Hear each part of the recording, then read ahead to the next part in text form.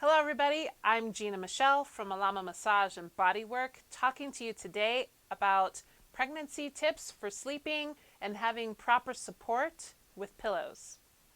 So first let's start out with the pillow for the head. The pillow for the head needs to be thick enough to support the width of your shoulders. So if you are narrow shouldered, you're going to have a thinner pillow than somebody who has wider shoulders.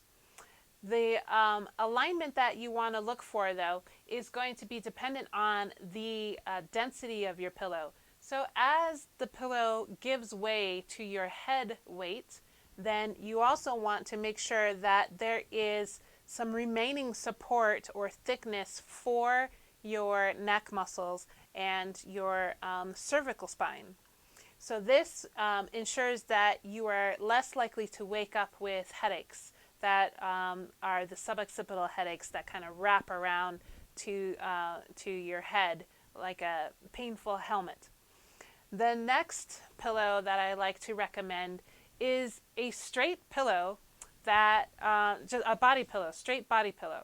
So as I'm shopping around for pillows, I like to feel for the thickness and the density of it as well. A straight body pillow makes it easier to share your bed. The thickness is for support so that you are not collapsing over your shoulders when you're resting your arm, and then you're not collapsing and shifting at your hips. Some women have wider hips and they need an extra pillow. This extra pillow can vary in length. It could usually be a standard size length or California king size length. The thickness matters. So the thickness is going to be so that your hip joint and your knee joint are in line with each other.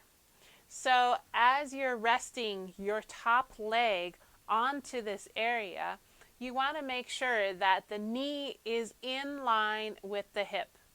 When the knee is in line with the hip, then that means then that the joints at the sacrum and your hip bones are stacked. They're in line with each other. If the knee falls lower than the hip, then what happens is kind of a torsion or a slant of an angle that you can see for people laying on their side. When that happens in a pregnant woman, there is that torsion feeling. And then if you can imagine on the outside structure, the bony structure, if that torsion is happening, then the inside structure of the muscles, the uterine muscle, baby, and also the digestion organs are also impacted with that twisting that might happen.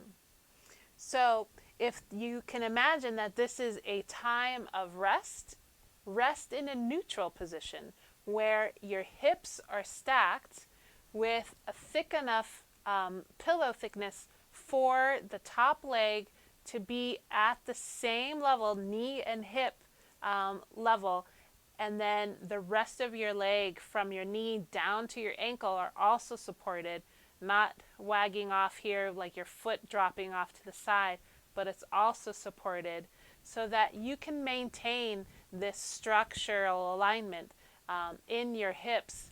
And then there's more ease for the uterus. And then if the uterus muscle is at ease, then the baby, if you can imagine the baby's head, can descend further down all while you're at rest. Sounds pretty good, right? Okay, so the other pillow that I want to point out is the baby wedge or the belly wedge. Quite simply, you can go to an upholstery store or a material crafting store. Find the size that you need that's no bigger than a throw pillow, and then just shave off the sides so that you're graduating this angle. So you're starting off with a thin side and then ending with a slightly thicker side. This length is, this width is probably about 1.5 inches or so. So this pillow isn't very thick, but don't let it fool you as far as how thick it is or how you might perceive it to not be thick. Every little bit helps. So as you are laying on this, this pillow goes under the belly and supports the baby weight so that the baby weight of your belly is not pulling you forward as well. So you have support of the lower leg and your hip being in a neutral position, and then you have the support of the baby wedge where the belly is brought up to a more neutral position and not pulling you forward. So then you have less of a domino effect. So belly, hips are neutral, and then if those two areas are neutral, then your shoulders are capable of being stacked easier so that you're not collapsing into your shoulder as you're laying on your side. So again, proper head alignment with your thickness. You have the length of a pillow that is straight so that you're able to share your bed easier. And then it's thick enough so that your knee and your hip joints are in line with each other. From your knee down to your ankle and your feet, they are supported onto this top pillow if needed. And then lastly, you have the baby wedge or the pillow to support your belly as you're laying down. What a lot of women ask too is, well, how do I move from this area? Well, instead of trying to pick up the whole pillow system and turn over on your back, what you'll do is, like a mama bear, you will get up on all fours and lumber to the other side, so that really all you need to do is slightly shift the body pillow, and then you're turning around the baby wedge so that it faces you, and then you're not really disturbing the sleep of others that are in your bed, whether that's a partner or another little one sharing a family bed. So I hope that these tips work for you. That's all for now. Until next time, stay safe, stay healthy.